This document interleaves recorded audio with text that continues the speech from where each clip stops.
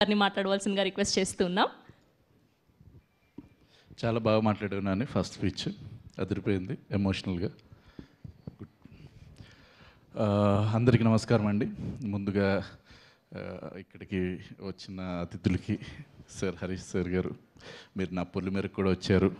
అది చాలా పెద్ద ప్రపంచం అయిపోయింది. అండ్ ఇది కూడా అలాగ అవ్వాలని ఎక్స్పెక్ట్ చేస్తున్నాను sir. It's a positive side for us. And Vijay గారు థ్యాంక్ యూ అండి వచ్చినందుకు. అండ్ విజయానంద్ గారు, మీ మూవీస్ నన్ను ఆలోచింపజేస్తూ ఉంటాయి. నేను ఇప్పుడు అలాంటి మూవీస్ చేయాలనుకుంటుంటాను ప్రతిసారి. మిమ్మల్ని ఫస్ట్ టైం కలుస్తున్నాను. అండ్ రియల్గా థ్యాంక్ యూ అండి వచ్చినందుకు. యా 12 రైల్వే కాలనీ ఈ మూవీ గురించి చెప్పాలి అంటే, మొదటిగా ఇది ఒక ఐడియాగా నా మదిలోకి వచ్చిన తర్వాత కూడా అంతా అయిన తర్వాత ఒక్కసారి నేను చెప్పుకోవాల్సింది నేను నరేష్ గారి గురించి చెప్పుకోవాలి. ఆయన గురించి, ఆయనతో పాటే ఈ ప్రసంగం మొదలెడితే బాగుంటుంది. ఎందుకు అంటే, ఒక చిన్న ఐడియా, ఒక కాన్సెప్ట్, ఒక కొత్త కథ యాక్సెప్ట్ చేయడానికి నిజంగా ఇప్పుడు చాలామంది ఆ రిస్క్ తీసుకోవట్లేదు సార్. మీరు ఈ కథని బలంగా నమ్మి, నిజంగా ఇప్పుడు టాలీవుడ్ అనేది, ఇప్పుడు మన తెలుగు ఇండస్ట్రీ అనేది ఫ్లరిష్ అవుతూ ఉంది పెద్ద పెద్ద సినిమాల వల్ల. కానీ చిన్న సినిమాలు కూడా అలాగే రావాలి. మీలాంటి వాళ్ళు యాక్సెప్ట్ చేస్తేనే జరుగుతుంది సార్. అండ్ డెఫినెట్లీ మీరు అసలు కథని ఒక ఏమంటారు బ్లైండ్గా నమ్మి, ఒక కంటెంట్ మీద మీరు అంత ఇంట్రెస్ట్ తోటి ఓకే చెప్పడం అనేది నాకు చాలా అసలు బ్లెస్సింగ్ లాగా ఈ సినిమాకి. అండ్ మీతో వర్క్ చేస్తున్నప్పుడు నాకు ఏమనిపించిందంటే, మీరు ఒక డైరెక్టర్స్ యాక్టర్ సార్. రియల్లీ అసలు ఏ ఎమోషన్ ఇది చెప్పండి, విత్ ఇన్ సెకండ్స్ ఆయన పలికించగలరు.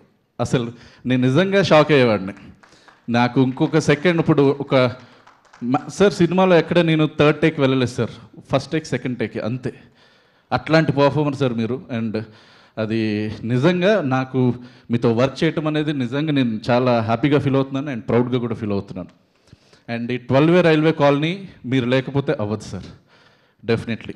అండ్ ఒక మాట చెప్పాలి, నేను గమ్యం నాంది 12 రైల్వే కాలనీ. మీ సినిమాలు ఇవే ఉంటాయి సార్ టాప్ 3లో. నా స్వార్థం ఏంటంటే ఫస్ట్ 12 రావాలని అనుకుంటున్నాను అంతే. అట్లాంటి పర్ఫార్మెన్స్ మీది. నేను కంప్లీట్గా ఇందాకే అన్నపూర్ణలో మేము లాక్ చేసేసాం సినిమా. బీప్ చేసుకుంటారేమో, అదిరిపోయింది. అంటే నాకు అలా చెప్పాలని ఉంది సినిమా. అసలు ఆడిటోరియంలో సినిమా, ఆ విజువల్స్, ఆ మ్యూజిక్, దాంతో చూస్తే క్లైమాక్స్కి వచ్చేసరికి నాకు ఇన్నిసార్లు నేనే కథ రాశాను, నాకే గూస్ బంప్స్ వచ్చాయి. సీరియస్గా చెప్తున్నానంటే, మీరు ఎవరైనా కానీ ఒకవేళ పొలిమేర ఈ సిరీస్ మీకు నచ్చి ఉంటే, ఇలాంటి స్క్రీన్ ప్లే మీకు కావాలని అనుకుంటే, ఈ సినిమా అస్సలు మిస్ అవ్వదు థియేటర్స్లో. అది గుర్తుపెట్టుకోండి. థియేటర్స్కే ఎందుకు అని అంటే 2 థింగ్స్ సార్. ఒకటి నా రమేష్ వల్ల, ఇంకోటి నా బీమ్స్ వల్ల. వీళ్ళిద్దరి వల్ల మీరు మళ్ళీ టీవీలో పెట్టుకుంటే ఈ ఫీల్ రాదు. అలాంటి విజువల్స్ ఇచ్చాడు రమేష్.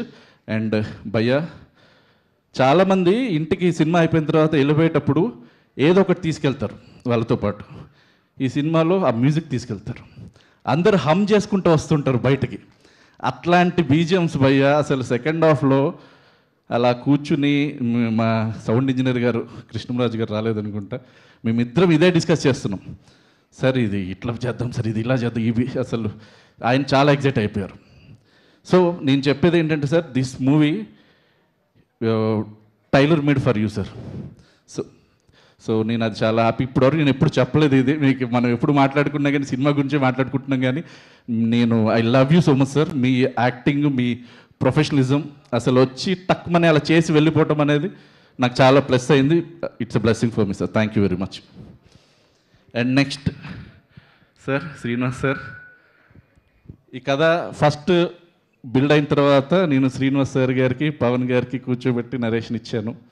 అండ్ మీరు యాక్సెప్ట్ చేయటం అనేది, నిజంగా మీరు ఎప్పటికప్పుడు అప్డేట్ అవుతున్నారు సార్. మీరు ఎప్పుడు కొత్త కథలు కోరుకుంటూ ఉంటారు. అందుకని ఈ సినిమాని యాక్సెప్ట్ చేశారు. అండ్ పవన్ గారు అయితే అసలు హీ స్టూడ్ బై మీ. కథ ఆయనకి చాలా బాగా నచ్చింది. అసలు ఇది డెఫినెట్లీగా మనం చేద్దాము అని చెప్పేసి కూర్చోబెట్టి, ఇంకా అక్కడి నుంచి నేను స్క్రీన్ పే రాయటం ఫస్ట్ ఒక ఐడియా లాగా చెప్పాను అంతే. అండ్ అందులో నాకు బాగా హెల్ప్ఫుల్ అయింది నా రైటర్ మిథున్. నేను కూర్చుని ఈ కథని ప్రాపర్గా స్క్రీన్ పే తోటి అట్లా రాశాను సార్. మిథున్ నాకు ఫస్ట్ టైం నేను అతనితోటి ట్రావెల్ అయ్యాను. But fables writer. ఇంకా అలాగే సినిమా అంతా వచ్చేసింది. అండ్ నెక్స్ట్ కమ్స్ ఇంకా అలా అలా వెళ్తున్నప్పుడు కామాక్షి, ప్రతి స్టేజ్ ఎన్నిసార్లు చెప్పాలి, she's a dear friend for me. And నా ప్రతి మూవీలో స్టోరీలో ఉంటుంది. అండ్ ఈ సినిమాలో డైలాగ్స్లో కూడా తను వచ్చి తనకు కూడా కార్డ్ పడుతుంది, additional dialogues by Kamakshi Bhaskarla అని. And such a talent. ఇంక నీ గురించి నేను ఎంత చెప్పినా కానీ తక్కువ అనిపిస్తుంది. Fabulous performer. ఇప్పుడే పాట కూడా చూడండి ఎలా, సింగర్ కూడా తను ఒక రేంజ్లో పాడింది. భీమ్స్ ఇందాకే అంటూ ఉన్నారు పాడించేద్దాం పాపతో అనేసి. And super Kamakshi. And thank you ఈ క్యారెక్టర్ చేసినందుకు. అండ్ ఆరాధన. అండ్ ఇంకెక్కువ చెప్పకూడదు నేను. అండ్ నెక్స్ట్ కమ్స్ అందరూ నాకు ఇప్పుడు మా జీవన్ గారిని ఇప్పటివరకు అందరూ కామెడీగా చూసి ఉంటారు. ఏదో వచ్చేసి ఏదో ఇందాక నాగుల పంచం ఇట్లాంటి డైలాగులు. ఇందాక డైలాగ్ అంటే నాకు వచ్చి డైలాగ్ చెప్దాం అనుకున్నాను నీకు. ఎందుకంటే ఆయన చెప్పే డైలాగ్స్ కూడా చాలా పవర్ఫుల్గా ఉంటాయి ఈ సినిమాలో. ఫస్ట్ టైం సీరియస్ రోల్లో చేస్తున్నారు. అండ్ గుర్తుపెట్టుకోండి, ఒక 2 సీన్స్లో మిమ్మల్ని భయపెడతాడు కూడా. అలాంటి క్యారెక్టర్ చేశాడు. అండ్ అక్కడ ఆ బీజిఎమ్స్ తోటి ఒక రేంజ్లో హై వెళ్ళిపోయింది భయ్య. నిజంగా నువ్వేం టెన్షన్ పడకు. నెక్స్ట్ అన్నీ ఒక పైవటల్ రోల్సే, ప్రైమరీ రోల్సే నీకు వస్తాయి. And all the best for you. And coming అందరూ అండి ఇప్పుడు నాకు మా వైవహర్ష, గెటప్ సీను, సద్దాం వీళ్ళెవ్వరు రాలేదు. అంటే వైవహర్ష గారు వచ్చారు, వాళ్ళిద్దరు రాలే. బట్ అందరూ పర్ఫార్మర్స్ అండి, దే ఆర్ పర్ఫార్మర్స్ అంతే. నాకు ఒక ఏదన్నా సీన్ చెప్పిన వెంటనే వాళ్ళు దాన్ని ఓన్ చేసుకుని ఇమీడియట్గా చేసేయటం, దాంతో ఒక కామెడీ జనరేట్ అవటం. ఇందులో ఈ సినిమా కామెడీ సినిమా కాదు, కానీ ఒక చిన్న చిన్న టిట్బిట్స్ లాగా అవి చాలా పేలుతాయి, అవి చాలా వర్కౌట్ అవుతాయి సినిమాలో. సో అట్లాగా నాకు గెటప్ సీను, వైవహర్ష వీళ్ళందరూ చాలా బాగా చేశారు. అండ్ మధుమణి మ్యామ్, చాలా మీ ఎక్స్పీరియన్స్ చాలా ప్లస్ అయింది మా సినిమాకి. డెఫినెట్లీ ఇది ఒక బ్లెస్సింగే, ప్లస్ మీరు కూడా ఉండటం. అండ్ థ్యాంక్ యూ అండి. అండ్ నెక్స్ట్ సాయి కుమార్ గారు అండి. ఫస్ట్ టైం నేను సాయి కుమార్ గారితో చేస్తున్నప్పుడు భయపడ్డాను ఫస్ట్. అరే సార్ని ఒక 1 more అడిగితే ఏమన్నా అనుకుంటారేమో అని నేను చాలా భయపడేవాడిని. బట్ 1 more అడగనివ్వకుండా చేశారు సార్ ఆయన. అసలు ఆయన ఎక్స్పీరియన్స్ ఒక వేరే లెవెల్. నాకు ఇంకొక 1 more అసలు ఏం లేదనమాట. ఇంకా టక్మని ఆయనే ఈ వేరియేషన్ కావాలా, ఇది కావాలా అనుకుంటే అలా చేసుకుంటూ వెళ్ళిపోయారు. సూపర్. ఇంకా అందరూ ఇంకా తెర మీద కనపడే వీళ్ళందరూ, ఇంకా నేను ఎవరన్నా మర్చిపోయినా కానీ నాకు గుర్తు చేయండి, తెర మీద కనపడేవాళ్ళు. అండ్ నెక్స్ట్ కమ్స్ నేను తెర వెనకకి వెళ్తాను సార్, అంటే మా టెక్నీషియన్ కులంలోకి వెళ్తాను. రమేష్ భయ్య, ఇంకా పొలిమేర 2 నేను తనతో చేశాను. అండ్ ఇది ఇంకా వేరే లెవెల్. విజువల్స్ చూశారు కదా ఇప్పుడే ఎలా ఉన్నాయి, ఇంకా ట్రైలర్ ఇప్పుడు ఇంకా ప్లే చేయలేదు, ఆ సాంగ్సే చూశారు మీరు అంతే. అసలు విజువల్స్ వేరే లెవెల్. ఎంత అంటే దేనికి ఎంతలో కావాలి ఏంటి కావాలి అనేది తెలిసినవాడు. అండ్ నేను కథ రాసేటప్పుడు ఏదనుకున్నానో ఆ సింక్ అయిపోయి అలాగ ప్రాపర్గా. రమేష్ బ్రో, నీ విజువల్స్ ఫెంటాస్టిక్ అండ్ ఫ్యాబ్లెస్. ఇంకా ఈ అవార్డులు అనేవి చిన్నవి అవి వస్తాయి అంతే. ఇంకా ఒక గ్యాలరీ చేయించుకో ఇంట్లో అలా అవార్డ్స్ అన్ని పెట్టుకోవటానికి. And thank you. And next comes Bheems bro. నేను ఇందాకే అన్నాడు ఫస్ట్ సినిమాకి బ్లెస్సింగ్ అని. మనోడు నిజంగా మీతో వర్క్ చేయటం, అస్సలు కూర్చుని మేము కథ చెప్పినప్పుడు దగ్గర నుంచి ఆయన ఎగ్జైట్ అయిపోయి, నేను ఒకటి ఎలా చెప్పాలో నాకు తెలియట్లేదు కానీ ఈ సినిమాలో 3 పాటలు, 3 ఆనిముత్యాలు, 3 అద్భుతాలు మీరు ఆల్రెడీ విన్నారు. మీరు ఫస్ట్ సాంగ్ ఒక కన్నొదిలి కలనొదిలి, నెక్స్ట్ గుండెగుడిలో, ఆ 2 రిలీజ్ అయిపోయినాయి. ఇప్పుడు గింగిరా సాంగ్. అసలు ఒక్కొక్కటి నిజంగా నేను లూప్లో వింటా ఉన్నాను, మీరు కూడా వింటారు డెఫినెట్గా. అండ్ సాహిత్యంతో కూడిన సంగీతం చాలా తక్కువగా వస్తూ ఉంది, అది ఆయన ఇచ్చారు. అండ్ థ్యాంక్ యూ భయ్య. ఇదంతా పక్కన పెడితే సార్ ఆర్ఆర్ అండి, ఆయనతో ఫస్ట్ ఆడియన్ ఫర్ దట్. మీరు ఇంకా వినలేదు ఆర్ఆర్. ఇప్పటి వరకు చాలామంది సాంగ్స్ గురించి మాట్లాడుంటారు, బట్ ఈ సినిమా నుంచి మీకు ప్రత్యేకంగా ఆర్ఆర్ గురించి సినిమాలు వస్తాయి సార్. అసలు ఒక థ్రిల్లర్కి ఆర్ఆర్ కొట్టడం అనేది చాలా కష్టం. దాన్ని మీరు అలవోకగా, అవలీలగా, ఇంకేమన్నా కానీ ఈజీగా చాలా బాగా చేసుకుంటూ వెళ్ళిపోయారు. అండ్ అది ఆ బీజమే నాకు ఇంకా హాంట్ అవుతూ ఉంది. And super sir. And thank you very much. దీనికి సాహిత్యం రాసిన మా దేవ్ పవర్ 2 సాంగ్లు రాశాడు. అసలు అద్భుతమైన సాంగ్లు అనమాట. మనసే చితికే పోయేనే. అసలు మామూలుగా అంటే అరే బాబు ఇంత చిన్న అంటే చిన్నోడు యంగ్, అసలు నిజంగా ఎక్కడికో వెళ్తాడాడు. దేవ్ ఎక్కడున్నావు ఒకసారి రా. అండ్ కన్నొదిలి కలనొదిలి ఆ సాంగ్లో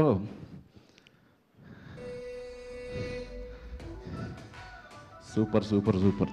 మనోడితోటి సార్ నేను ఇది సిచ్యువేషన్ ఇది చెప్పిన తర్వాత నాతో పాటే షూట్ దగ్గరకు వచ్చేసి కూర్చుని అన్న ఈ పదం పెడతాం అంటే, నేను సాహిత్యానికి పెద్ద ఫ్యాన్ని సార్. లిరికల్గా కూడా చాలా బాగుండాలి తెలుగు అనేది, మాట్లాడుకునేటట్టుగా ఉండాలి అనేది. సో కూర్చుని ఈ పదం ఇక్కడ సెట్ అవ్వట్లేదు, ఇది చేద్దాం అనుకుంటూ, నాకు ఆ ఫస్ట్ సాంగ్లో హీరో యొక్క పాస్ట్ తెలియాలి. వాడొక అంటే ఇప్పుడు ఎలాగో తెలుస్తుంది లిరిక్స్ బట్టి, వాడు ఒక అనాథ, వాడికి ఏ బంధం లేదు, ఏ బంధుత్వం లేదు. అలాంటి వాడు ఒక లవ్లో పడితే ఎలా ఉంటుంది. సో సెకండ్ చరణం అద్భుతం. అంటే ఫస్ట్ చరణం కూడా బాగుంది, సెకండ్ చరణం మాత్రం నేను నిజంగా షాక్ అయ్యాను. అండ్ దాని తర్వాత గుండె గుడిలో సాంగ్ అసలు నిజంగానే నీకు పెద్ద బ్రేకప్ అయి ఉంటుంది నాకు తెలిసి. ఆ బాధలోనే థ్యాంక్ యూ అంటున్నాడు, బ్రేకప్ అయింది కదా అంటుంటే ఆ బాధలోనే రాసుంటావు. నిజంగా మనసే చితికే పోయింది, అంటే చచ్చిపోయింది. సో అది అలాంటి పదాలు ప్రయోగించాలన్నా కానీ చాలా చిన్న వయసు. But all the best for you bro. ఎక్కడికి వెళ్తాం, మనం కలిసి ఇంకా వర్క్ చేయాలి. అండ్ బీమ్స్ భయ్య అండ్ గింగిర సాంగ్ సైదులు కూడా అసలు బోటి ముక్కల్ నల్లి బొక్కల్ నములుకుంటూ తిను మమ పెంచు మమ ఛాతి బొక్కల్ పెంచువర్ లేపు. సో ఒక తెలంగాణ స్లాంగ్లో రాశాడు, చాలా బాగా రాశాడు. సో అద్భుతం అది. సో ఇట్లాగ నాకు ఎడిటర్ కూడా మళ్ళీ మనోడే మా ఈ సినిమాకి. నేనంటే ఆఫ్ ద స్క్రీన్ మాట్లాడుతున్నాను సార్, ఎడిటర్ అండ్ డైరెక్టర్ మనోడే. సో ఎడిటింగ్ గురించి చెప్పాలి అంటే మేము కొట్టుకుంటూ ఉంటాం, అంటే ఫస్ట్ నుంచి కొట్టుకుంటూనే ఉంటాం సార్. కానీ ఎడిటింగ్లో అరే ఇది వద్దు, ఇది కావాలి, ఇట్లాగని మాట్లాడుకుంటూ. అండ్ అద్భుతమైన ఎడిటింగ్. అండ్ థ్రిల్లర్కి కావాల్సిన నిడివి 2 గంటల 5 నిమిషాల సినిమా. మీరు ఇంకా అరే 2.5 గంటలు ఉంది, 3 గంటలు ఉంది అని మీరు ఎవరు భయపడకండి.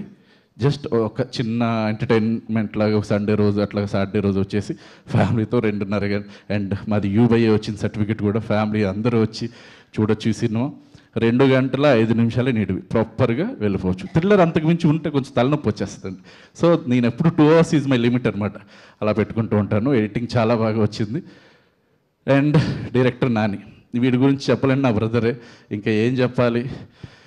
ఎప్పుడు సెట్లో సార్ అంటే సెట్ కన్నా ముందు కూడా మేము ఎప్పుడు డిస్కస్ చేసుకుంటూ అన్న ఇది కావాలి అంటే నేనేమో వద్దని చెప్పాను అనుకో, అన్నని ఎలా కన్విన్స్ చేయాలి అని వాడు అలా తిరుగుతుంటాడు. అరే ఏంట్రా ఏమైంది అని మాట్లాడితే అన్న అని అట్లా చెప్తూ ఉంటే సరేరా ఓకే డన్ చేద్దాం అనుకుని అట్లా మేము సింక్లోకి వెళ్ళిపోయి, అంటే వాడికి కావాల్సింది వాడు తీసుకున్నాడు.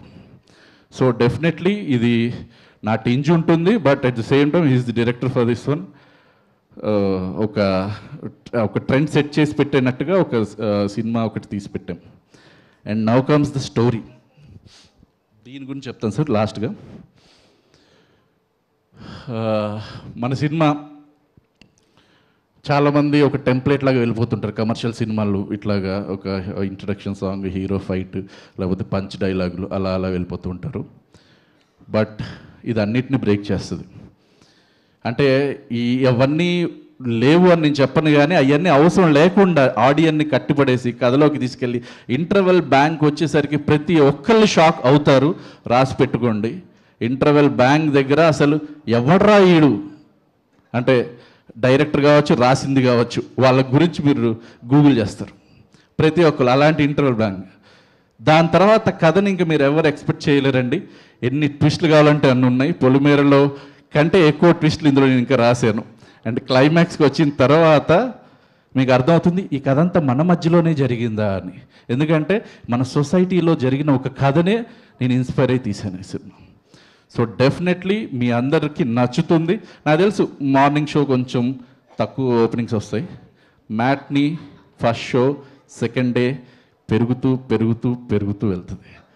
ఇది మాత్రం రాసి పెట్టుకోండి compulsory. And November 21st, 2025 Allari Naresh గారిది, అనిల్ విశ్వనాథ్ది, అంతే.